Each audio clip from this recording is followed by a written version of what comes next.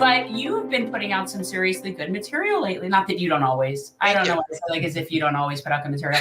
But so let's start with that. Let's start with the Black MISLEADERSHIP class that we hear so much about. And I know this is something that I really learned about when I was in Atlanta for a Block Cop City action. This is something that the Atlanta activists deal with quite a bit there in their nice blue city that everyone thinks is just oh so democratic. And full of Black MISLEADERSHIP is what they call it. And I had not really heard of it like that. So talk about this and what is happening here and who that tool is. I mean, I know who she is, but you know. Well, Simone, thanks so much. It's great to be back. It's been a while. But that's my column from, I think it was last week. That's Simone Sanders Townsend, now a host of an MSNBC show where hacks go to die, apparently. She worked for Biden's campaign. She worked for Kamala Harris. I think she also worked with Bernie Sanders' campaign. So she's got all of the credentials. But now her role is keeping Black people on board for Joe Biden, a heavy lift because no one likes him. Actually, nobody ever wanted Joe Biden. He was foisted upon Democratic Party voters, and now we see the consequence of that. So she, on Twitter, on her show, she's a Democratic Party propagandist. But these people, they aren't even good at it. They're just clowns. They're just buffoons. The DNC chair, Jamie Harrison, is it Harris or Harrison? Harrison. Harrison, thank you. He, was giving a speech and he gave one of these horrible canned lines. I hate it. Exhorting Black people to vote. And he says, the hands that picked cotton will now pick presidents. I hate that line so very much, and it's the kind of thing that someone will say who doesn't really have anything to say. And these people who are so mediocre. And then yesterday there was Jamal Bowman talking about hip hop, how hip hop was going to ease inequality. I'm blanking on it right now. It just seemed so horrible and so ridiculous. But it also shows the level of disrespect the Democratic Party has for Black people, that they get these hacks who aren't even, actually, they don't want smart people, because if you had smart people, they wouldn't be shilling for the Democrats. And so that's why I wrote that. Some of these folks are in media. Some of them are Democratic Party operatives. Some of them are elected officials.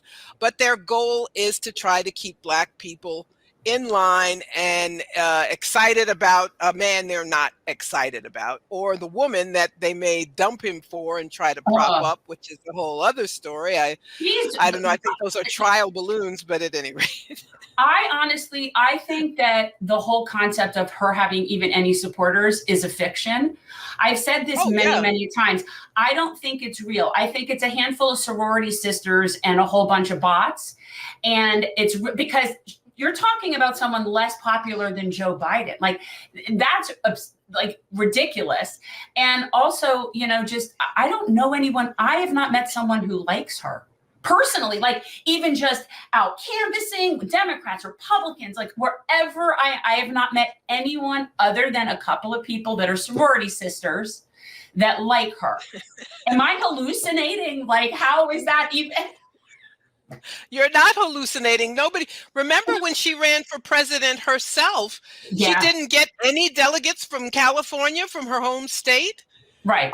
She's such a strange person to me. She was a attorney general for her state, a senator, a former presidential candidate herself, but she cannot talk off the cuff to save her life. It's weird.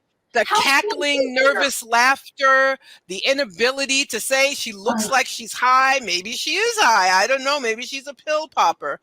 But the fact that she was a prosecutor, the fact that she bragged about locking Black people up, people didn't forget that. But that's where, and the fact that he chose her at all. I would love to know the backstory of why he chose Kamala Harris. But that's where we are now. Identity. Yeah, identity. but And they couldn't also, have, there was nobody else.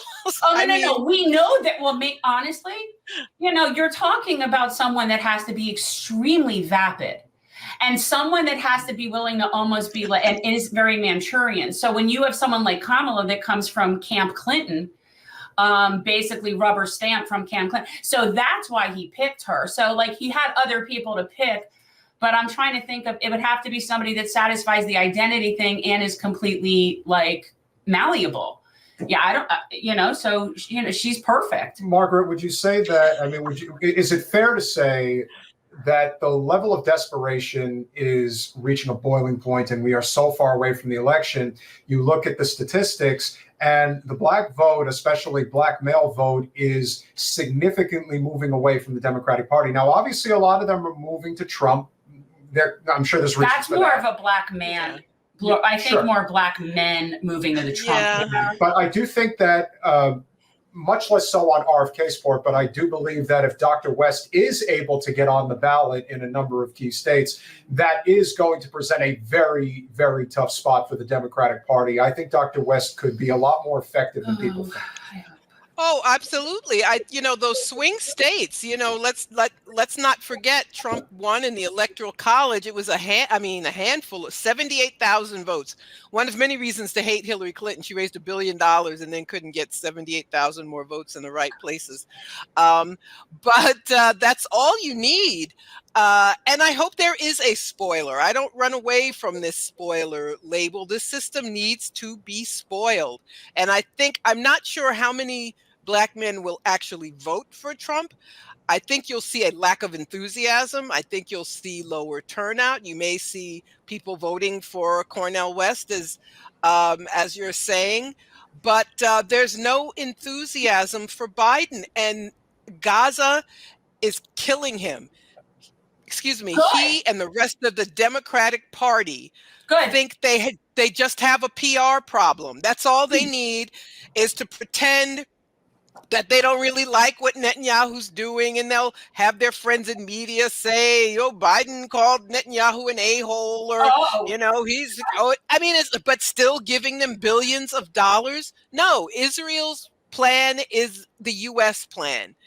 And we've already seen Black pastors, 1,000 of them, signing an open letter to Biden, telling him, doing him a favor, frankly, telling him their congregates are not excited about him because of the war crimes in Gaza. That is absolutely the case. Netanyahu can't vote for him, that's for sure. And if they think they're going to switch him out at the last minute or at the convention or some kind of cockamamie plan, but they still support what is genocide, clearly genocide as defined by the United Nations in a convention that Israel is a signatory to, that the U.S. is a signatory to. If they think they're still going to get people to come out despite this, they are sadly mistaken. Thanks for watching. If you want to support our mission to transform politics into service, please like this video, subscribe, follow us on social media, and consider joining our Patreon, where you'll get early access to our interviews as well as other exclusive content. Links are in the description. Peace out.